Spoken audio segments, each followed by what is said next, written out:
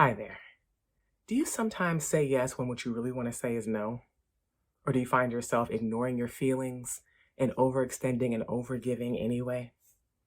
Or maybe you notice that you pitch your interests and your desires and your needs right out the window the moment that a crisis hits. If that's you, I want you to know that there's a reason why you do that. And I'm going to talk about that reason today. And once you see it, everything changes. But first, my name is Erna. I'm a transformation coach. And what I do is I provide clients with a healing roadmap, step by step, for people who not only want to see permanent transformation in their own lives, but they also want to do it while being their own healer. I've been studying manifestation, inner work, and trauma healing for over 20 years. And I've taken the wrong paths and the left turns and did trial and error for all that time so that you don't have to. Not always easy, but very predictable transformation. And today is part 1 of my series on self-abandonment. And by the end of the video, you'll have a clear view on what self-abandonment is and how it may be showing up in your life. All right, let's go. And it's a beautiful spring day outside, so we might get a little chorus of agreement, some chirps from the birds outside. So just be mindful of that. So what is self-abandonment? Self-abandonment is when you reject your own needs, feelings, instincts, your truth in order to maintain relationship and connection with another person. It's when you consistently override yourself in order to manage a relationship with someone else and to make sure you get approval, acceptance, and love. It's something that I personally struggled with for most of my life until I started my healing journey, and then I eventually healed it. And it's also something that I have helped several clients navigate on their healing journeys. And one thing I can say for all of us is that at first it's very surprising when you first realize and learn the reasons that you essentially learn to stuff yourself away and put yourself down. But on the flip side, it's also very liberating because you regain control and the ability to actually choose what you want to do instead of compulsively choosing and responding to people's beck and call. It's a fear of losing something in connection to that person. This is also the foundation and the root of anxious attachment, but that's a different video. Let me know if you want to hear more about that in the comments.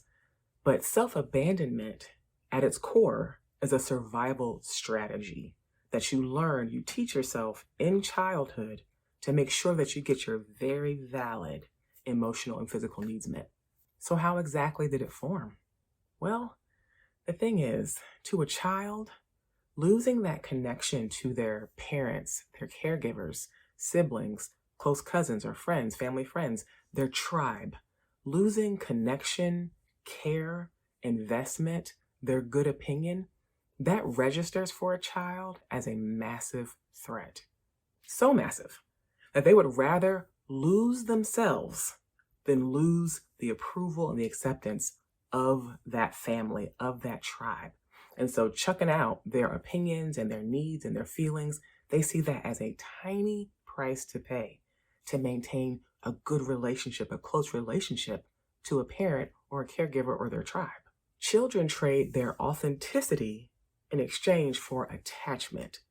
And it's an easy choice for them to make because in their young minds, that connection is so important to their emotional well-being and their physical existence. So if this is you, what happened is you got multiple signs that let you know that something you were doing or saying wasn't welcome.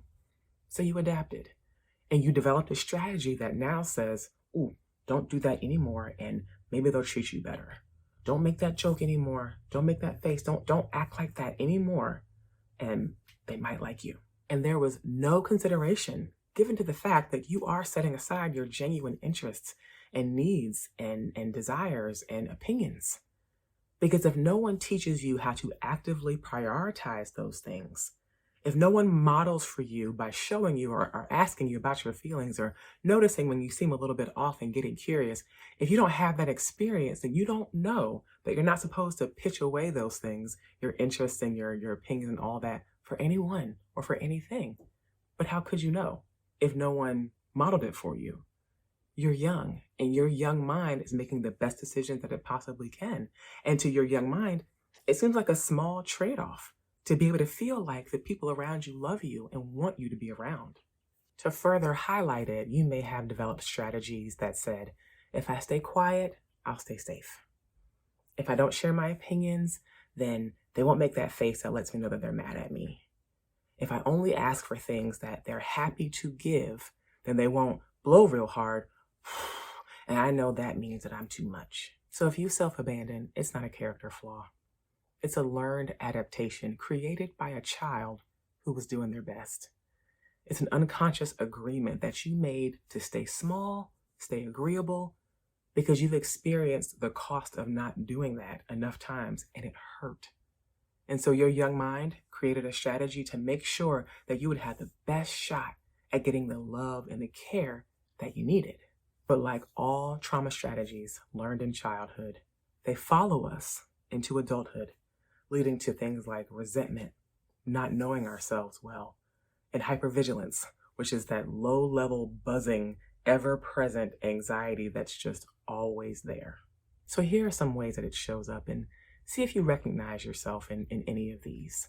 So saying fine when it's not, staying in your head and overthinking instead of feeling, always being endlessly available to the people who place demands on your time, waiting for permission to act, people pleasing and then withdrawing, because you've given and you give and you give and it's not being reciprocated or appreciated, and so resentment builds up and you have this sudden need to pull back and take care of yourself.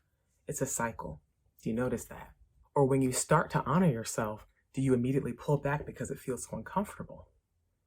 Are you over accommodating? Do you become like a chameleon when people are talking about their opinions and you just agree with what everyone else is saying?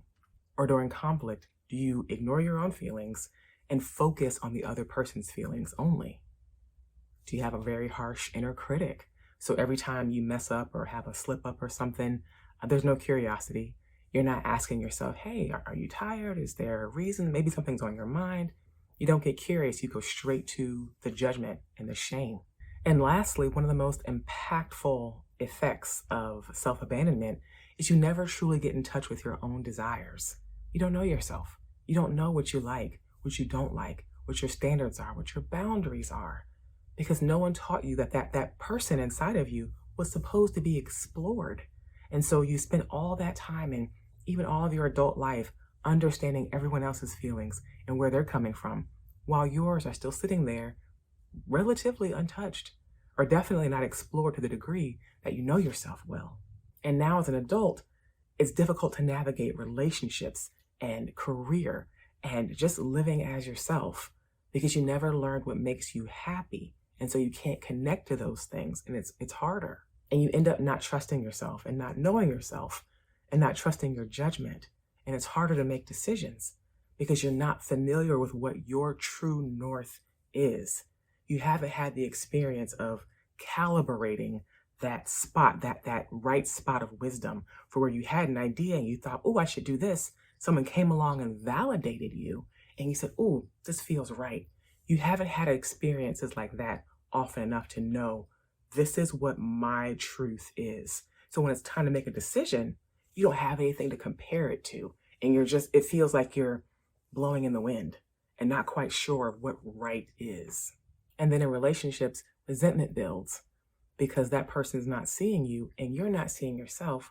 And you're looking for that person to give you the reassurance and the validation that you don't know how to give yourself first. Notice I said first. I believe in validating in relationships. Learned self-abandonment leads to choosing partners, careers, and just life paths that don't quite fit, at least not in the beginning, without going through hell to get to the other side, where some healing can occur. And that makes sense because if you don't know yourself, if you're just used to factoring yourself out, that's what you learn to do, then you don't know what you would prefer. And you can't make those decisions when decision time comes that connect to your happiness and your desire. I had a client, a lovely woman, we'll call her, I think Jerica is the only one that I haven't used in my Gem and the Holograms theme of aliases to protect the brilliant. Jerica was one of four siblings, and she was the one, they were all grown out of the house, but she was the one that they all turned to for emotional support and if someone needed something.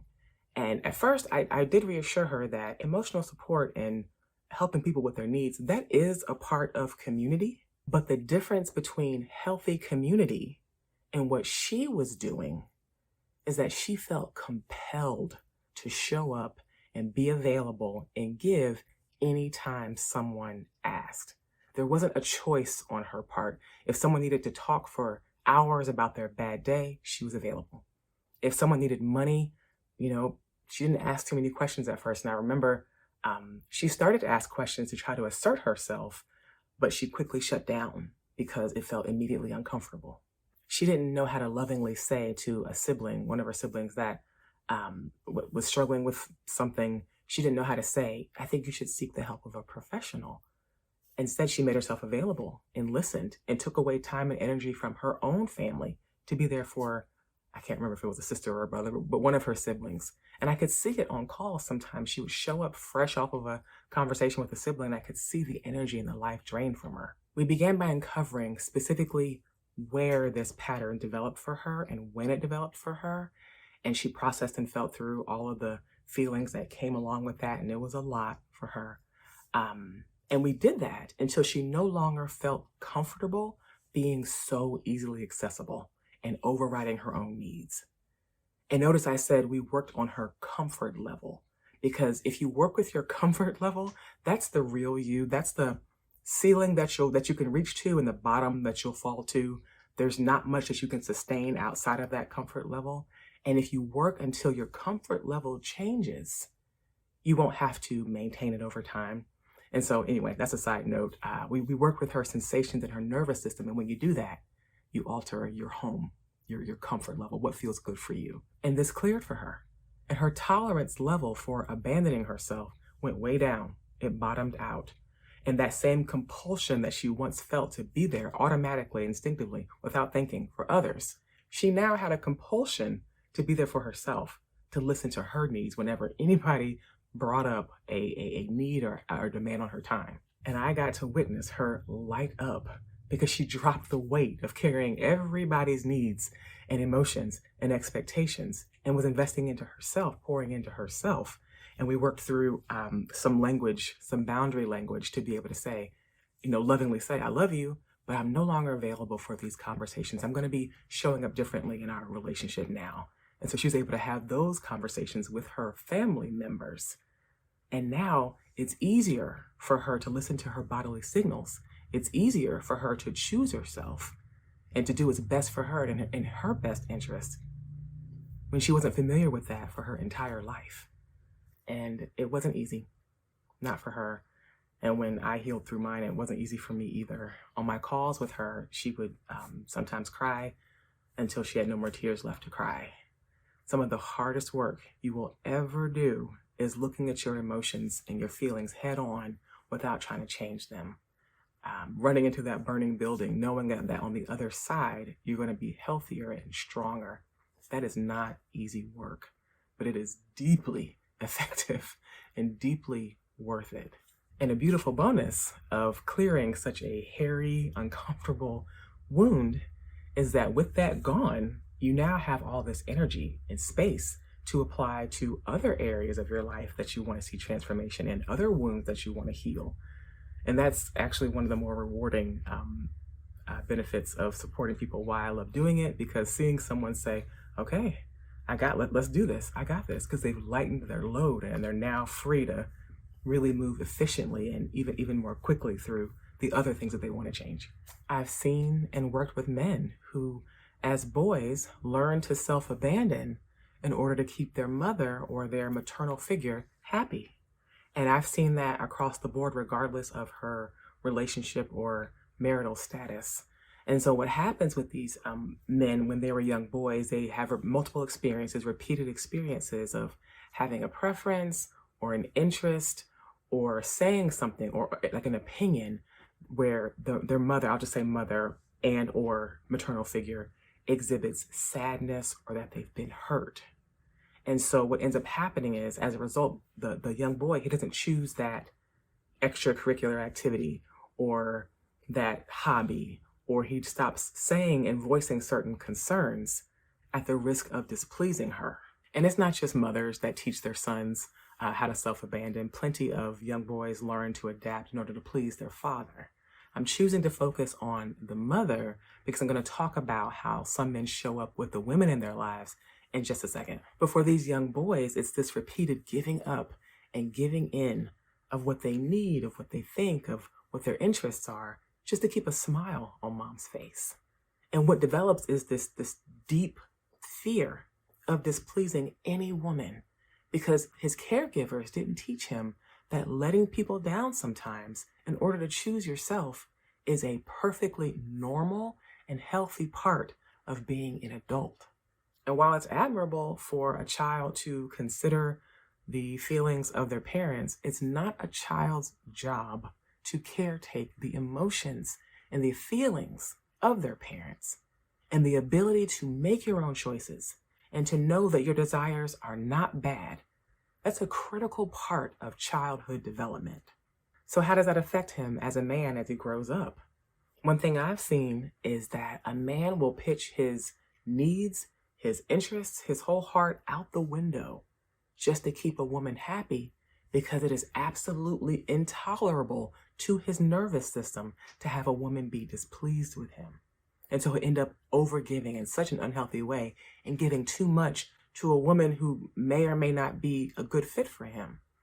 And in addition to overgiving, some men shut down and disappear for the same reason. Neither one of them learned to communicate, hey, this is what I like, this is what I need. And so instead of communicating that, they either over accommodate or they withdraw. And they don't realize that when they're in alignment with their life and doing what they are supposed to be doing, the relationships that they are supposed to have will balance out and adjust to where they should be. Because for every single one of us, whenever we choose ourselves and advocate for ourselves, everyone wins. Not just me, not just you, we all do. When you connect with your true self and heal to get to and experience your true self, not to go on a tangent, but your true self is interested in the well-being of the collective. And so even for that person who resists initially and is, feeling, hurt about what you're saying about your needs and your standards, that truth you shared stays with them, and it can benefit them and compounded with other experiences that causes them to have a change of heart later in life. That's what's available when you choose yourself. Everybody wins. But we can't advocate for ourselves if we don't have the experience of watching someone else advocate for ourselves while growing up. So this is self-abandonment. This is what it looks like. And today, I know it was a super light, super carefree video. And I didn't mean to be too heavy or bring things down, but my goal was to raise your awareness and maybe see yourself in some of these examples, because sometimes someone just naming your situation can make you feel seen and understood and like you're not by yourself, because you absolutely are not. And it's not random. You're not randomly self-abandoning yourself. Self-abandonment is a survival strategy that you learned in order to get your extremely valid and necessary needs met. Not a weakness. It was actually very wise of your young mind to protect you in that way. But if you can learn it, then you can unlearn it. And that's what we're going to talk about in part 2, the next video coming up, in addition to some unconventional, but what I see very common ways that people self-abandon that I just don't see talked about often enough. So did you see yourself in the list of signs or examples that I shared? If so, please share in the comments. I would love to read about that. And take this with you throughout the week and notice when these signs pop up. Do you feel yourself being pulled in a direction to help with no thought to your own well-being or resources or bandwidth? And you just want to pay attention. You're just noticing, not trying to fix anything, not trying to change anything. But if you can just notice and give yourself a little bit of compassion, remind yourself that it is a learned behavior. And we'll get into more about how to reverse that situation on the next one. Thank you so much for joining me, and I'll see you next time.